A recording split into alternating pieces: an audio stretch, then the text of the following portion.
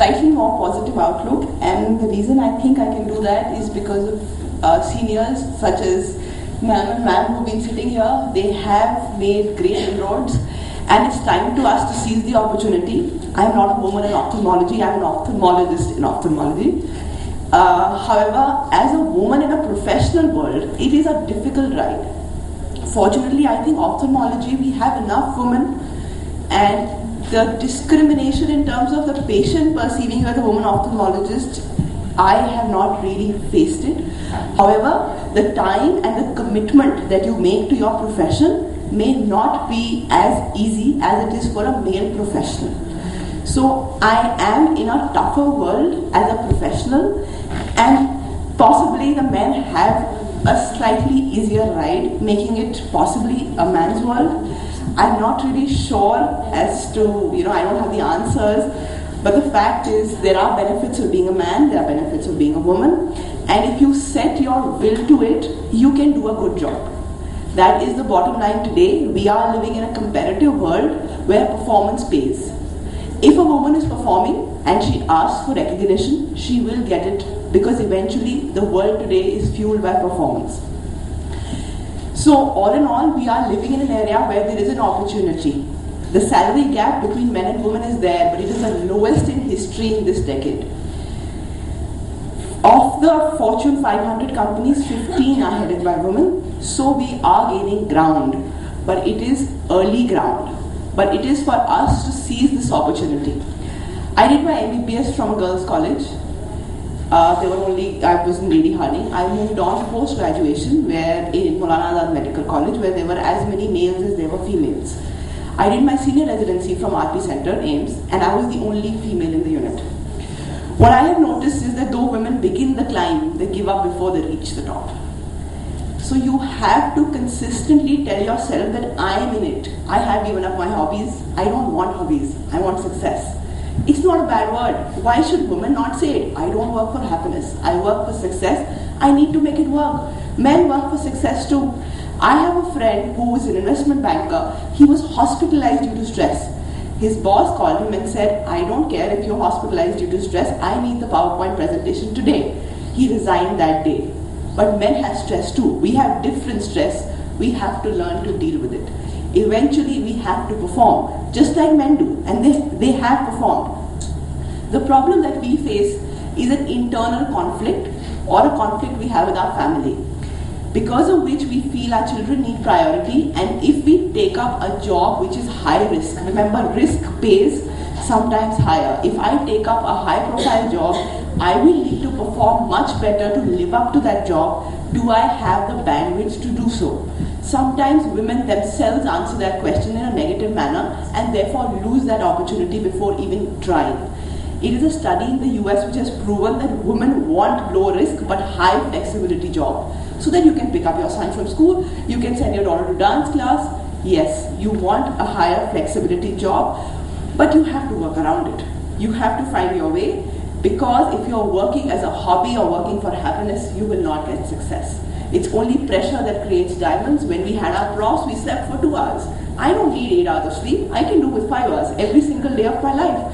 And I actually am doing with 5 hours. I am sleep deprived. I have a 2.5-year-old son. But if I give up working, I would not be able to raise him. The moment I go home, he asks me, Mama, ice cheek karke aa gaye? So he knows I'm going out there for a purpose, and he will learn to appreciate it when he gets older. There is an article in Brunch, I hope some of you have read it. It's about women in the boardroom. It's an analysis of 6 ladies who have managed to find their way to the top. They have 5 common features. Their ambition was nurtured in childhood. Their parents never discriminated daughters from sons. When I took my report card to my father and I came second, he'd ask me who came first so many times that I thought coming first was so much easier than coming second. They all married wisely. They married people who supported their ambition. The day I got married, I told my husband, if you ask me to leave ophthalmology, I will leave you before that. But that's not the truth. I married him because he would never ask me to leave ophthalmology. They all had a family, they all had children, and those children have become their pillars. They knew that they had to work and the children supported them and benefited from them. The fact that their children have studied abroad is because their mother earned that for them. They could lead a team. The team was comprised of men. You will not be a leader if you say, I can lead only women. I will not network with men. Men are majority of the workers. If you decide to isolate yourself from men, you're isolating yourself from quite a bit of the premium workforce of your organization. And lastly, these women were not afraid to take risks. When they were asked, can you put in the hard work if you get this promotion? They said yes without batting an eyelid. Some of the quotes that these women have said, it's a constant effort to put a jigsaw puzzle together. All pieces will never fit. There is no point trying to be a perfect mother, a perfect wife, a perfect businesswoman. Set your priorities right. This is what I need to do. But when you set this priority, just go for it. Don't succumb to the pressure of being superwoman. Just because your family members say, oh, you don't give enough time to your kid. Internally, you know you're doing what's best for them and what's best for yourself. And it's not wrong to want what is best for yourself. You need to prioritize in life. You can't do it all. If you try to, you'll end up doing nothing at all.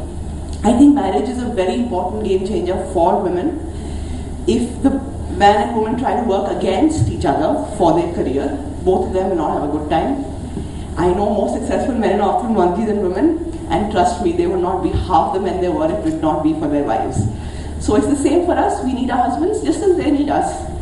And if you choose wisely, you will live well. And this is a statement made by Mrs. Kidwai. She said, I was half the way on my first anniversary, but my husband still cherished my success.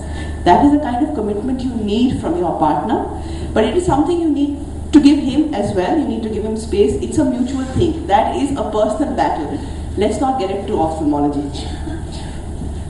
I think if most of you know Marissa Mayer, you should read up about her. This is the girl who became the CEO of Yahoo. She thought she should become the CEO of Google, but something worked not in her favor.